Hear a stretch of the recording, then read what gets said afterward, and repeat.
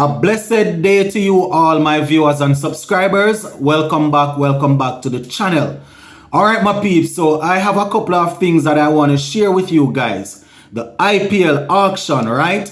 I am going to be giving you the 5 West Indians that were selected at the time of writing or at the time of recording this video.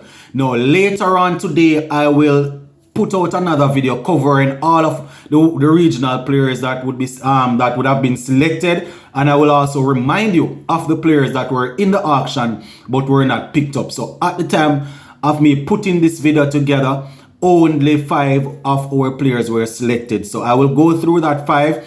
Plus we see where CWI announced a new selector who will be on that panel with Desmond Haynes and also on the panel with the for the youngsters also. So we're going to go through all of that. Just make sure you subscribe to the channel if you have not yet subscribed.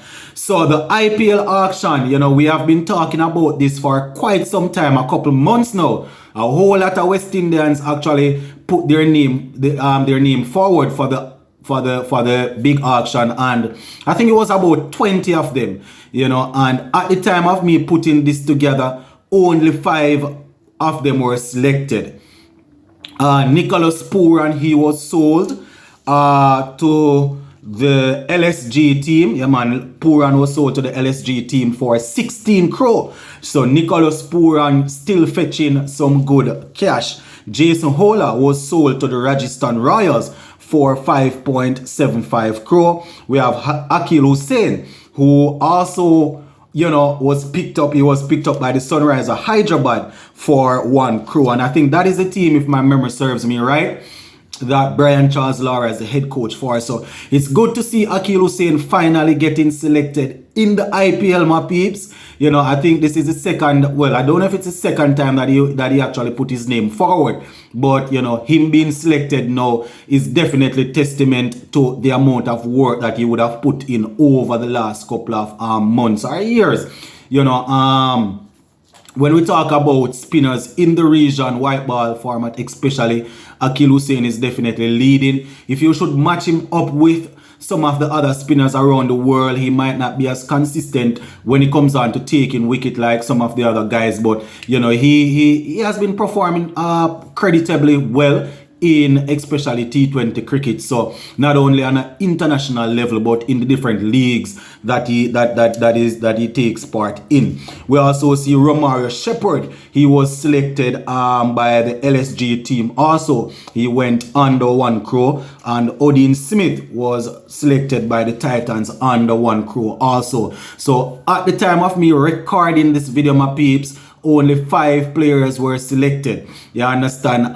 When I was putting this together, the auction was still going on. You know, I don't know if we're going to have anybody else selected. Just tune in later on and we'll go through that. So Nicholas Pooran, Jason Holder, Akil Hussain, Romario Shepherd and Odin Smith, they are the ones that would have been selected so far. And just to remind you, we have people like Shimran Hetmeyer, Ravman Powell, Andre Russell and Sunil Narayan. These guys were already retained by their franchise. So, you know, just a quick reminder that they will be taking part also. You understand? So later on this evening, my peeps, I will definitely do a full recap of the IPL auction, not only talking about the West Indian players, but also taking a look at a couple of the overseas players that would have fetched some good money. You know, the England superstar Sam Curran, he fetched a good sum of money. Likewise, the all-rounder from Australia, Cameron Green, right? So we're definitely going to talk about all of that. So we're going to put the IPL auction on pause for right now, and I'm going to be sharing with you guys a new selector that was appointed by CWI, and we're talking about Mr. Roland Butcher, right? And you know, he was actually appointed, and you know, he's going to be a part, well, he's now a part of the senior selection panel for the men's team and also for the youth team. So he's on both panels. And you know, he's a former England batsman born in Barbados. Just to remind you, he would have played over 15 years of first class cricket over there in England and in the English County in English County cricket. You understand? Had a meeting with CWI on Monday based on what I am seeing here, and it was confirmed that he will be be appointed. So this is what he had to say, and I quote, "It's a great honor and privilege to get this opportunity."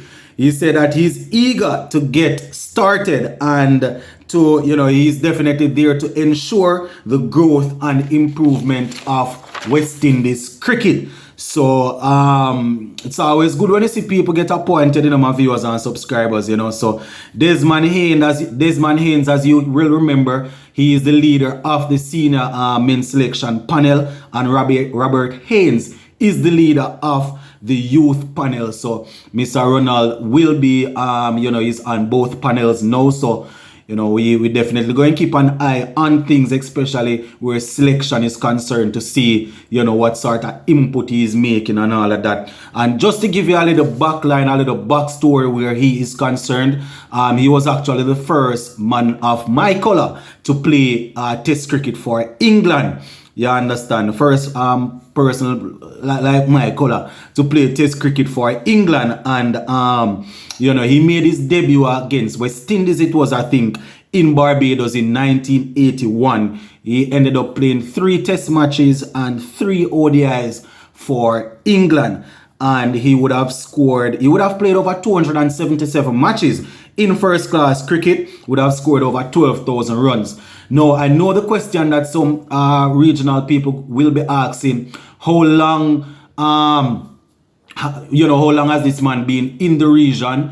We don't know much about him, whether or not he was living in England and going back and forth within the Caribbean and thing. People going to want to know that he is well abreast to what is going on, paying keen attention to our cricket, the club cricket, the youth cricket, all of these things.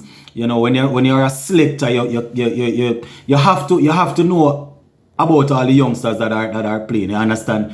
You cannot. It's not like you're watching West Indies cricket and analyzing cricket.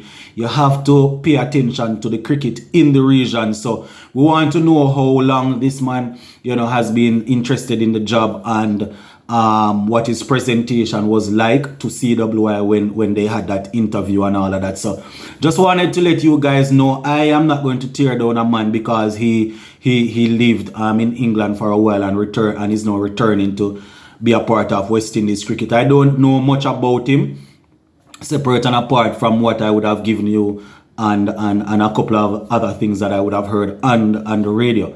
You understand? So I can't really say much about his appointment. People will probably think that a well-known former West Indies player should have been appointed, because when we're talking about selectors and coaches and managers, us in the region, sometimes the first thing that we like to do is to look back for guys that would have performed for West Indies well back in the days.